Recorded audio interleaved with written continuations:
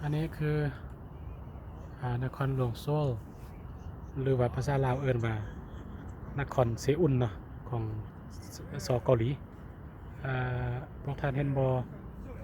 ป้ายสูงๆตัวนั้นป้ายสูงๆตัวนั้นแมนโซลทราเวลนะก็คือเป็นแหล่งท่องเที่ยวอันนึง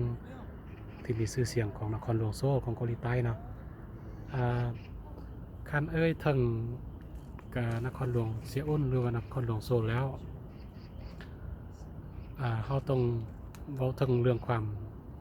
สวยสดงดงามเว้าถึงบ่าวขาวสาวงามเนาะของคนเกาหลีแล้วก็สิ่งที่โดดเด่นนอกนั้นก็เว้าเรื่องการพัฒนาพื้นฐานโครงหลังแล้วก็ตลอดการศึกษาอย่างทุกสิ่งทุกอย่างก็ถือว่าเขาเฮ็ดได้ดีหลายเนาะนครหลวงโซลก็มีความกว้างทั้งหมดแม่น 11,000 ปลายต่อตารางกิโลเมตรเนาะทั้งหมดของเนื้อที่ของนครหลวงโซลแต่ว่าที่ว่าพวกเขากำลังเห็นอยู่นี้ก็แม่นอาจจะแม่นอยู่ในตัวเมืองในของนครหลวงโซลเนาะซึ่งนครหลวงโซลที่ส่วนหลายแม่นตั้งอยู่ทางภาคเหนือก็คือจากนครหลวงโซลนี่นะเข้าไปทางเกาหลีเหนือไปเกาหลีเหนือบ่ฮอด100 หลักเนาะบ่ฮอด100 กิโลไปหาเกาหลีเหนืออย่างซั่นแหละก็เจ้าจึงเน้นเรื่องความปลอดภัยก็คือเราเรื่องอาวุธอีหยังต่างๆที่เกาหลีเหนือมีเนาะจังซั่นแล้วก็เจ้าจึงต้องมีความปลอดภัยหลายที่สุดเพราะว่ามันใกล้กันมันติดกันเนาะคันเว้าถึงนครหลวงโซลแล้วเราอาจจะคำนึงถึงนะประเทศเกาหลีโดยรวมเนาะคือประเทศเกาหลี 2,000 ปีมานี้จริงๆแล้วประวัติศาสตร์ของเขามันก็หลายพันปีก็คือกับชาติอื่นคือกับประเทศเราแหละเขาก็มีประวัติศาสตร์ที่ว่าดึกดำบรรพ์ที่ว่าหลายปีหลายฟ้าหลายปีเนาะแต่ว่าหลังจากกัน2,000 ปีมานี้คนที่ว่าอพยพย้ายมาอยู่ในนครหลวงโซลนี้ก็แม่นอพยพย้ายมาเกาหลีคาบสมุทรเกาหลีรวมทั้งเกาหลีเหนือเกาหลีใต้อะไรก็มาจากมองโกเลียเนาะมาจากมองโกลคนมองโกลคือกันเลยที่ว่าอพยพย้ายมาในพื้นแผ่นดินนี้แล้วก็หลายปีมาก็มี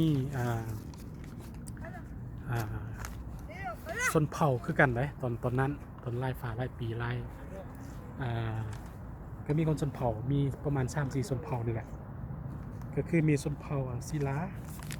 เนาะมีชนเผ่าศิลาแล้วก็มีชนเผ่าเบกเจมีชนเผ่าโกกุยองเนาะชนเผ่าเบกเจนี่นะชนเผ่าเบกเจนี่ได้ดึงเอาชนเผ่าได้ดึงเอาราชวงศ์ฮั่นเนาะได้ดึงเอาราชวงศ์ฮั่นมาตีกับชนเผ่าโกกุยองเนาะมาตีชนเผ่าโกกุยองก็คือว่าง่ายๆก็เจ้าก็คัดแย่งก็เจ้าก็มีสงครามภายในระหว่างเผ่าระหว่างอาณาจักร3อาณาจักรมันมี3เจ้าชีวิตเนาะตอนนั้นเนาะคือครับเจ้าบอกแหละมันมีศิลาเนาะมีชนเผ่าศิลาก็มีเจ้าชีวิตของเขาทั้งนึงอันนึงแล้วก็มีเบกเจนี่ก็มีเจ้าชีวิตเขาปกครองเขาผู้นึงเนาะแล้วซั่นแล้ว3อาณาจักร3เจ้าชีวิตนี่เพราะว่าตอนนั้นเป็นซักคับสมเกาหลีมันแบ่งออก3อาณาจักรตัวนี้ก็เจ้าก็ตีกันเองเอาไปเอามาแล้วเบกเจนี่ดึงเอาราชวงศ์ฮั่นมาตีกับกูยองนั้นเนาะแล้วก็หลายปีมาก็จึงทอนโฮมเป็นเกาหลีอันเดียวโดยชนเผ่า3ชนเผ่าจักไปทางใดบุเนาะรวมเป็นเกาหลีอันนึงเนาะอันนี้ประวัติศาสตร์โดยรวมที่ข้าพเจ้าได้ศึกษาเห็นรู้เนาะแต่ว่ารายละเอียดมันก็จะยาวกว่านี้แล้วจนฮอดที่ว่ามาฮุกฮานเกาหลีจากจีนมันก็มีหลายราชวงศ์เนาะมันมีทั้งราชวงศ์ซุยราชวงศ์ถัง ราชวงศ์ตั่งอย่างต่างๆนี่ก็มีหลายราชวงศ์ที่ว่ามาฮุกหานเกาหลีแล้วต่อมาช่วงปี 1592อาณาจักรพรรดิญี่ปุ่นจึงมีอำนาจจึงมาฮุกหานเกาหลีตอนนั้นเนาะจักรพรรดิญี่ปุ่นมาฮุกหานอยู่ที่นี้จนฮอดปี 1945 ก็คือฮอดช่วงสงครามโลกครั้งที่2ก็คือช่วงนั้นสงครามโลกครั้งที่2ก็คือทางฝ่ายญี่ปุ่นฝ่ายฟาสซิสต์เยอรมันฟาสซิสต์ญี่ปุ่นเป็นผู้แพ้เนาะเป็นผู้เสียปราศัยและฝ่ายสัมพันธมิตรก็คือหมวดทางรัสเซียหมวดทางอังกฤษหมวดทางฝรั่งหมวดทางอเมริกาเป็นผู้ชนะเนาะชนะแล้วหลังจากนั้นชนะช่วงสงครามโลกครั้งที่2ก็คือรัสเซียได้เข้ามายึดในภาคเหนือของเกาหลีก็คือเกาหลีเหนือปัจจุบันนี้แล้วสหรัฐอเมริกาก็มายึดอยู่ทางมาปกครองทางภาคใต้เพราะว่าหลังจากจักรพรรดิฟาสซิสต์ญี่ปุ่นเสียปราศัยให้ทาง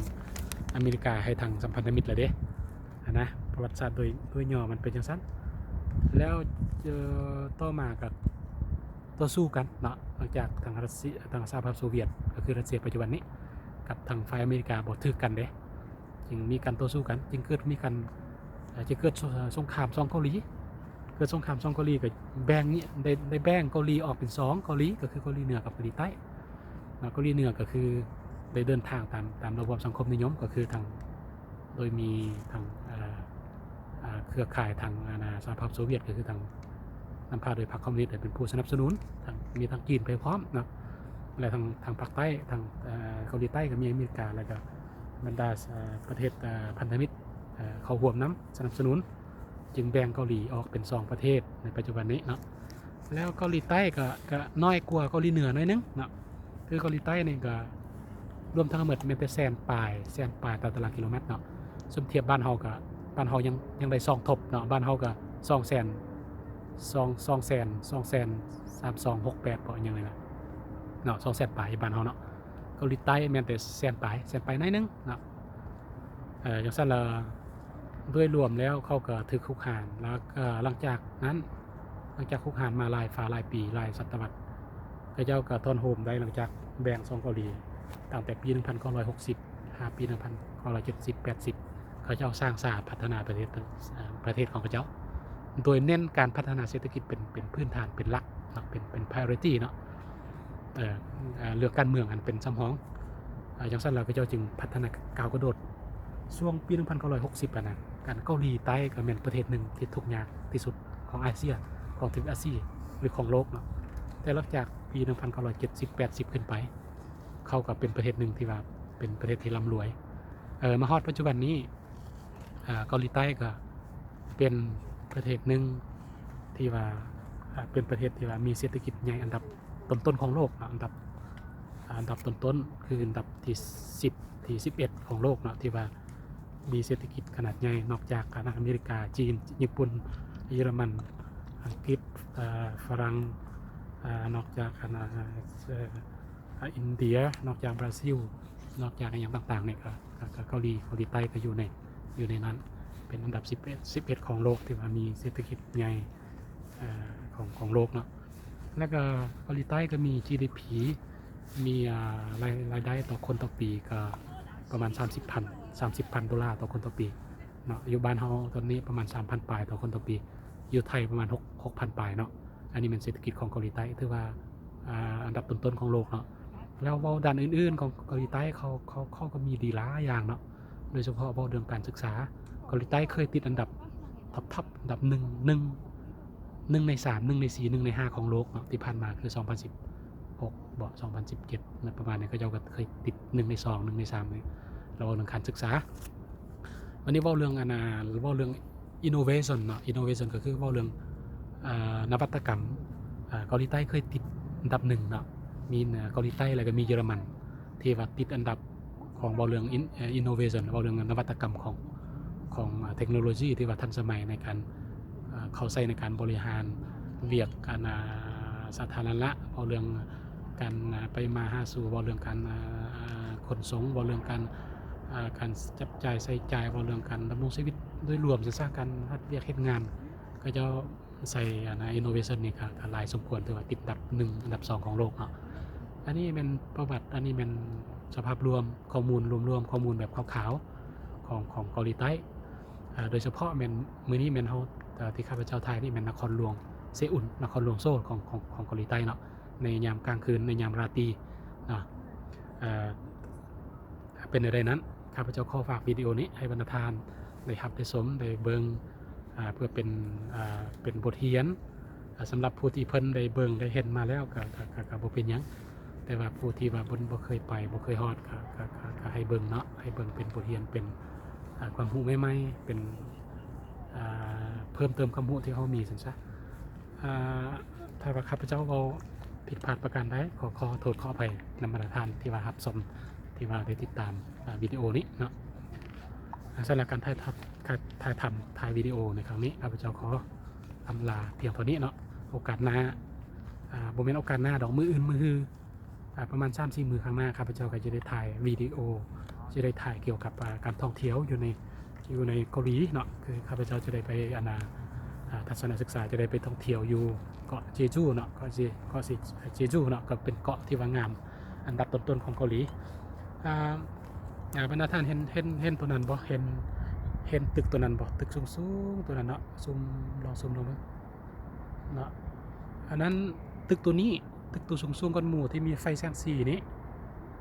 นะตึกตัวนี้เคยติดอันดับ1เคยติด1 ใน 5 1 ใน 6ของตึกที่สูงในโลกตึกที่สูงที่สุดในโลกเนาะก็คือชื่อว่าตึกเป็นโลเต้ทราเวลเนาะโลเต้ทราเวลโลเต้โซลทราเวลอย่างประมาณนี้เนาะก็คือเคยติดอันดับ1 ใน 5 1 ใน 6ของโลกที่ว่าสูงที่สุดเนาะแต่ว่าเดี๋ยวนี้บ่มั่นใจว่าจะติดอันดับใดเพราะว่ามันหลายตึกที่ว่าเขาจะสร้างขึ้นใหม่แข่งขันกันสร้างขึ้นมาใหม่เนาะโดยเฉพาะแม่นอยู่ทางซาอุดิอาระเบียทางกาตาร์ทางสหรัฐเอมิเรตส์อย่างต่างๆก็จะสร้างขึ้นมาใหม่ที่ว่าทำลายสถิติของโลกแล้วก็ทางอยู่จีนอยู่อย่างต่างๆก็มีหลายบ่อนเนาะที่ว่าก็จะสร้างขึ้นใหม่เนาะแล้วสำหรับวิดีโอครั้งนี้ข้าพเจ้าขออำลาพาจากบรรดาท่านที่ว่าจะติดตามวิดีโอข้าพเจ้าขอฝากเนื้อฝากตัวให้บรรดาท่านได้ติดตามวิดีโอที่ว่าทางช่อง YouTube รางรอนทัวร์เนาะรางรอนทัวร์เนาะรางรอนอินทัวร์เนาะข้าพเจ้าจะได้อัปโหลดการท่องเที่ยวการดำรงชีวิตการไปมาหาสู่การเคลื่อนไหวในขณะที่ข้าพเจ้าได้ศึกษาอยู่ในเกาหลีนี้เนาะข้าพเจ้าก็พยายามบ่เอาวิดีโอที่ว่ามัน